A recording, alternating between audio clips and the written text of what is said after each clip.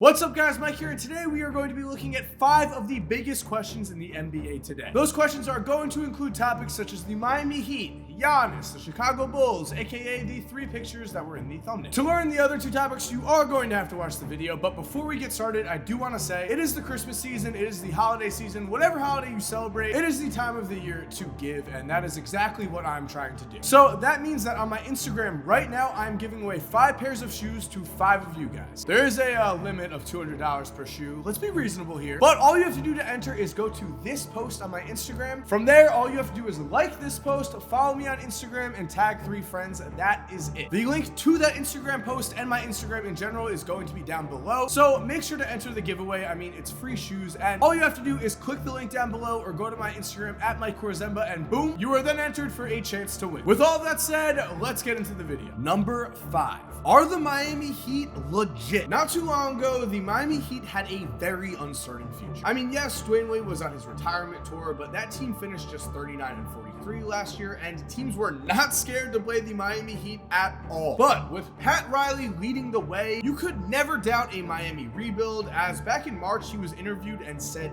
this. I'm still chasing another championship with Eric and with Mickey and with the team, and how we're going to get there, I don't know, but we're going to get there again one day, and I believe that. So despite the uncertainty of his current roster, Riley somehow knew that this Miami team would be contending for a championship sooner rather than later. And then in one offseason, after the Miami Heat cleaned house, they ended up adding so much talent to their current roster that I am honestly in shock. We are going to start with the Jimmy Butler signing here because that has been the most significant in helping with a turnaround of just the culture in general. It was reported in training camp, Jimmy was showing up for workouts at 3:30 in the morning, and that is on some Kobe Bryant type shit. As Myers Leonard has said about Jimmy, quote, "That's about our leader, Jimmy, setting the tone, simple as that." This effort has paid off tremendously, as now the Miami Heat are one of the most exciting teams in the NBA and sit with a 19-8 record. Butler has become the ultimate teammate with a career-high 6.8 assists per game. The undrafted Kendrick Nunn is a legitimate Rookie of the Year candidate. Goran Dragic is a 6th Man of the Year candidate. Tyler Hero is out here looking like a future Klay Thompson. Bam's ceiling has suddenly risen sky high to a version of Shawn Kemp. Even Duncan Robinson has been lights out from 3. And I've got to say here, the momentum is only building. As in one of the more shocking games this season, on December 10th, the Atlanta Hawks were up 6 on the Heat with less than a minute left when Trae Young was seen saying, "It's over." Big mistake, as the Miami Heat would send the game to overtime on these shots. But before we keep going, guys, I want to give a huge shout out to SeatGeek for sponsoring today's video. Now, if you don't know already, SeatGeek is an app that takes all of the best ticket prices from around the internet and puts them all in one place for you to get the best deal possible. It's also very easy to choose a ticket because SeatGeek takes every single ticket and scores it from 0 to 100. That means that with every seat, you get to see a number that tells you how good that ticket's price is. Another cool thing about SeatGeek is that when you're choosing your ticket, you actually get to see a preview of the seat you're about to buy. Now, personally, I love this because you get to kind of preview the experience you're about to have. So guys, if you want the best seats for the best prices, download SeatGeek right now and use the promo code 2KMike for $20 off your first order. Also, the link to SeatGeek is in the description. Go click it, go download it, and for now, let's continue on with the video. Here goes Butler through the D, back to Robinson, shoots the triple, makes it. Down by 3, 33 seconds left. Butler for the tie. Yes! The Butler did it!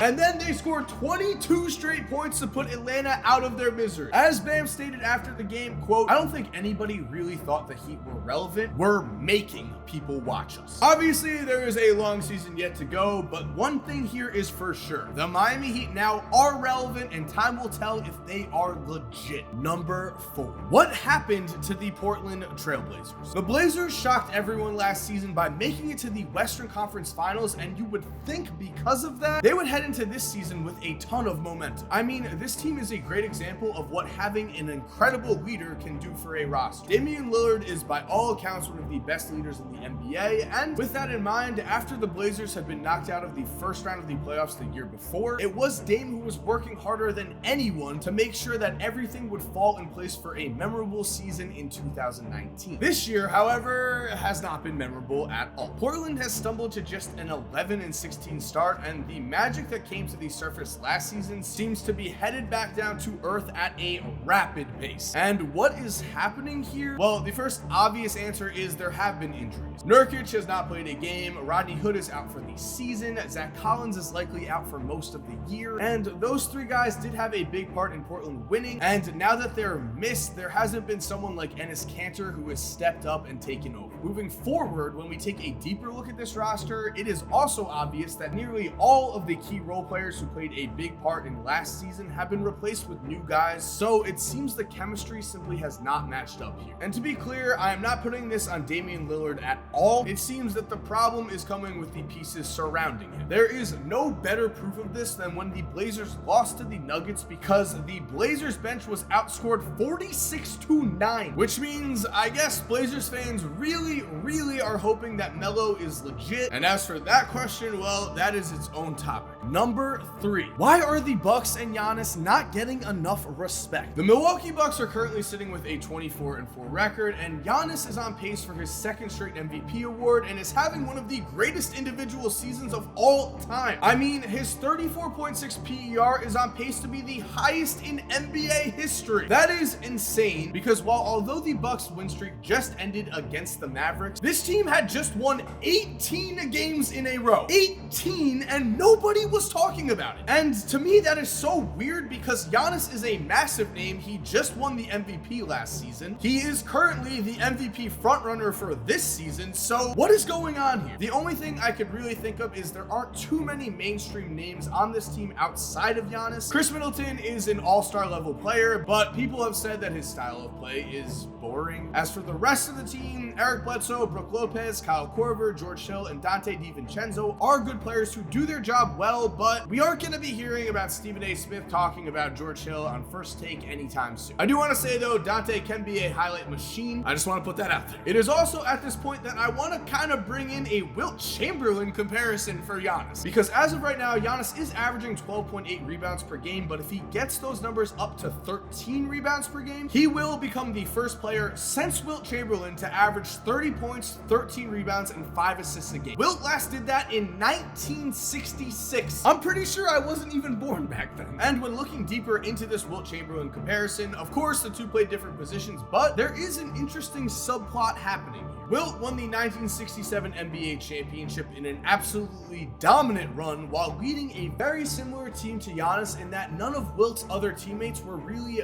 big names. And as we've seen with teams like the 2011 Mavericks, when you have a superstar on your team, you can win an NBA championship, and Giannis is as legit as they come. And with that said, I cannot wait for this year's playoffs, because this could be the season that Giannis proves to everyone that he is the alpha dog of the NBA, and that if you want to take that title, you're gonna have to come through him. Number 2, when will Jim Boylen be fired? To the shock of just about nobody, other than me, who predicted that the Chicago Bulls would make the playoffs, the Bulls have not been setting the world on fire and currently have a 10-19 record. And yes, I've seen the comments. I have seen that Zach LaVine could be Steph Curry with a 40-inch vertical. However, to put it simply, the rest of the team has just not been very good. And unfortunately, my man Lauri Markkanen has been one of those players. The thing is though, when you watch Chicago Bulls basketball games, you can tell this team is just not coached well, and they do not like their coach. Just watch this video that I tweeted out the other day. As you can see, none of these players care at all what Jim Boylen is saying. That has to raise the question, why has Jim Boylen not been fired? He has a 27-60 record with the Bulls so far, and of course, reports state that the Bulls players do not like him at all. So with the Chicago Bulls not winning, with the players not really developing, it makes absolutely zero sense at all why the Bulls do not just get rid of this man. However, unfortunately, the biggest problem here is that we have an answer why he is still coaching. All we have to do is point at the combination of Gar Forman and John Paxson, the two men who run the Bulls front office. Apparently, despite everything that has happened, they still believe in Jim Boylen. I don't know why. He He even received an extension this past offseason. All I've got to say here is that with young pieces like Zach LaVine, Lauri Markkanen, Wendell Carter Jr., Kobe White, Taylor Hutchinson, basically the entire Bulls roster is young, and they need someone who is going to develop them and lead them into the future. Jim Boylen is not that man. Please go away. And number one, is Kevin Love going to be traded? Kevin Love was a crucial part of the 2016 championship winning Cleveland Cavaliers and has even said he thinks LeBron is the greatest player in NBA history. K-Love, come on the channel whenever you want. We can debate this. Moving on from that, in the post-LeBron era, the Cavs have struggled though to find an identity. As shortly after King James left, one of the first steps Cleveland made was signing K-Love to a 4-year, $120 million